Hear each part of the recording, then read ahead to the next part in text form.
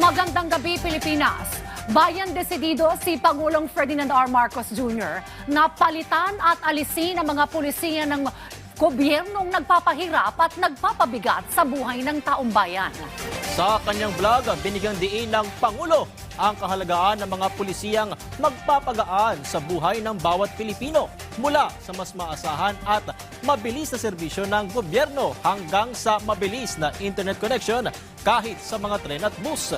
Yan ang ulat ni Claisel Pardilla. Matinding abala at gastos ang inabot ni Mona Lisa para makakuha ng government ID na isa sa requirements sa kanyang inaplayang trabaho. Dapat baguhin po yun. So, na-stress din ako kasi nga, kaya nga ako maghahanap ng mag-a-apply ng ID para may ID ako. Pinuna ni Pangulong Ferdinand R. Marcos Jr. ang mga luma at nagpapahirap na polisiya sa bansa.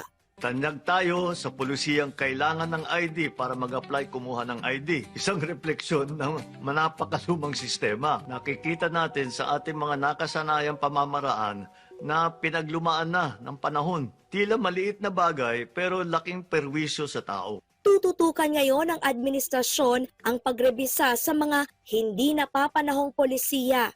Kailangan padaliin ang pamumuhay ng Pilipino dahil ang sistema ay kailangan nagdadala ng ginhawa sa tao, hindi sakit ng ulo. Ayon kay Pangulong Marcos, dapat nang iwasan ang pagsagot sa magkakaibang form na isa lamang ang hinihinging detalye. Gawing digital ang ilang transaksyon na kailangan ng physical appearance. Hindi rin anya dapat pumila ng madaling araw sa mga tanggapan ng gobyerno para kumuha ng isang dokumento. Kaya isa sa pinagtutuunan natin ay ang eGov app at digitalization ng government system. Ibinida ng presidente ang ilang hakbang na inilatag ng pamahalaan, kabilang ang libreng wifi sa mga tren at bus, hindi pagkumpiska ng LTO sa pisikal na lisensya at pagkilala sa digital copy nito, paggamit ng beep card na otomatikong binabawasan ang singil sa mga estudyante, may kapansanan at nakatatanda. Kasama rin ang zero balance billing na palalawigin na sa middle income earners. Ilang panuntunan pa ang tinitingnan ni Pangulong Marcos na ipinatutupad na sa ibang bansa. Maganda lahat yan. Yang sa road courtesy, kailangan natin yan. Pati yang sa kalusugan, kailangan din natin yan.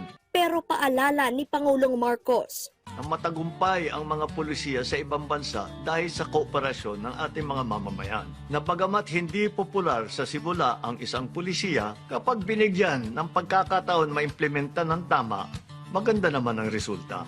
Claisel Pardilla para sa Pambansang TV sa Bagong Pilipinas.